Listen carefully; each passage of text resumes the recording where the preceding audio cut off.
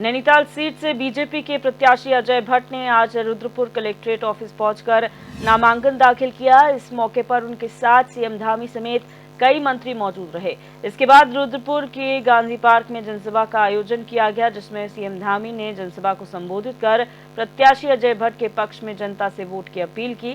साथ ही 5 सीटों पर बीजेपी की जीत का दावा किया।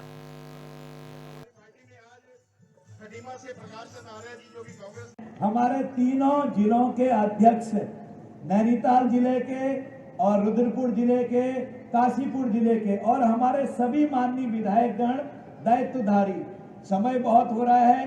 पूर्व माननीय विधायक, पूर्व मेयर, सभी पदाधिकारीगण, क्षमा करना, मुझे कुछ नहीं बोलना है, सब धामी जी को बोलना है। मैं आपका बहुत आभारी हूं कि आपने मुझे 5 साल तक अपना स्नेह दिया। स्नेह देने के बाद आपके स्नेह को देखकर मैं अपने राष्ट्रीय संगठन का, मोदी जी का, नड्डा जी का, यहाँ प्रदेश संगठन का अध्यक्ष जी का और यहाँ मुख्यमंत्री जी, उनकी टीम का आभारी हूँ कि मैं तो पहले बार का सांसद था। आप लोगों ने इतना स्नेह दिया कि जो पहली लिस्ट देश की निकली, उस लिस्ट में मेरा नाम दे दिया, तो मैं ये श्रेय आपको देता हूं और आपकी वजह से ही मैं यहां तक पहुंचा। मैं पुनः आपसे एक निवेदन करता हूं, देखो आज हम बहुत आगे बढ़ गए देश में। आज सब जगह मोदी जी हो रही है पूरे विश्व में। हमारा कद बहुत बढ़ गया है आज विश्व में। मैं आपसे एक ही प्रार्थना करता हूं, जो प्यार, जो स्नेह आपका हमारे साथ था, मोदी जी के साथ है, वो स्नेह कहीं कम नहीं है। आज की जो यहाँ पर हमारी मातृ शक्ति, हमारी युवा शक्ति, हमारे जितने भी मेरे साथी भाई लोग यहाँ आए हैं, किसान शक्ति, हर मोर्चा, हर प्रकोष्ठ के लोग आए हैं, उन्होंने एक शक्ति दिखा दी है। ये समझिए कि जीत तो वैसे ही हो गई है, आपकी जीत हो रही है। मुझे पूर्ण विश्वास है कि आप जैसे ही कमल के फूल का बटन दबाएंगे, मोदी जी तीसरी बार विश्व के सर्वशक्तिमान नेता के रूप में पुनः उभर कर आने वाले हैं। और मैं भी उनकी कड़ी में आपके माध्यम से जुड़ूंगा।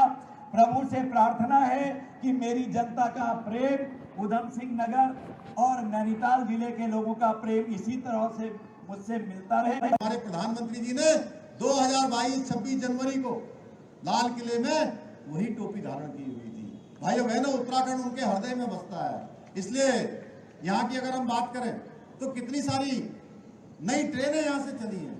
आप देखिए कितने हमारे रेलवे स्टेशनों का पुनर्विकास हुआ है, नवनिर्माण हुआ है, तेजी से काम आगे बढ़ा है। जमरानी बांध, जो हम कई दशकों से सुनते थे कि जमरानी बांध बनेगा, जमरानी बांध बनेगा, आप सब भी सुनते होंगे। आज प्रधानमंत्री मोदी जी के कालखंड में हमारे अजय भट्ट जी ने उसके लिए संपूर्ण प्रयास किया, हम लोगों ने राज्य सरकार की तरफ से किया और आज हमको जमरानी बांध की जो है स्वीकृति प्रदान हो गई है। भाइयों बहनों, उसका निर्माण का कार्य चल गया है। बहुत ज्यादा दूर जाने की जरूरत नहीं है। बहुत सामान्य बात लगती होगी कि हमारे राज्य के अंदर दूसरा एम्स भी खुल गया है, दूसरा एम्स भी खुलने जा रहा है। हमको दूसरे एम्स की भी स्वीकृति हो गई है। कहा तो बहुत सारे राज्यों में एक एम्स भी नहीं खुल पाया है और उत्तराखंड में यही उधम सिंह नगर में, यही हमारे रुद्रपुर में, यही किच्छा में, यहीं पर दूसरा एम्स बनने जा रहा है। एम्स का सैटेलाइट सेंटर खुलने जा रहा है।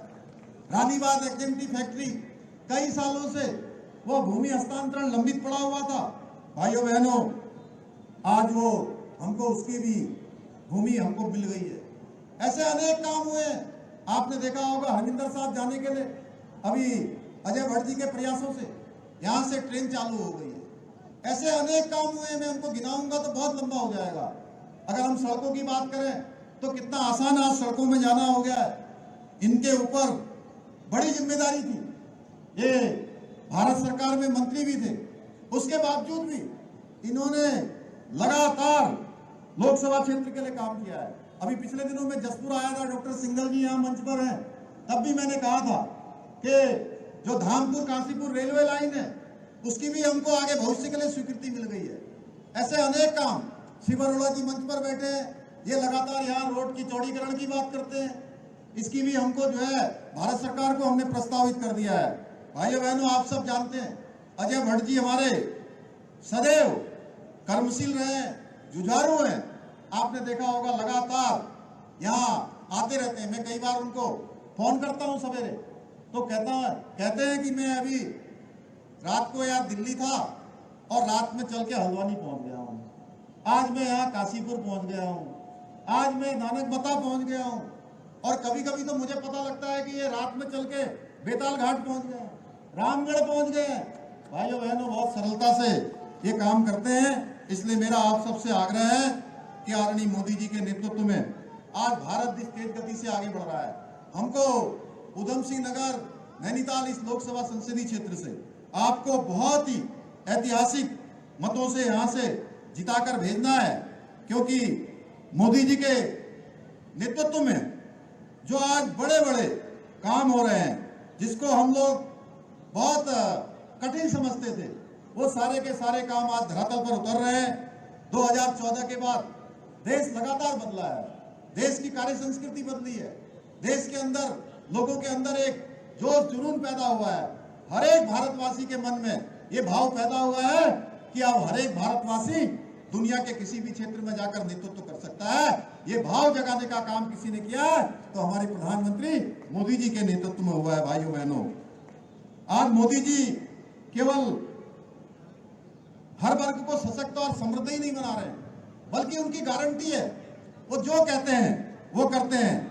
ये गारंटी है किसानों को, नौजवानों को, बुजुर्गों को, मातृशक्ति को, हर वर्ग के उत्थान की उनकी गारंटी है।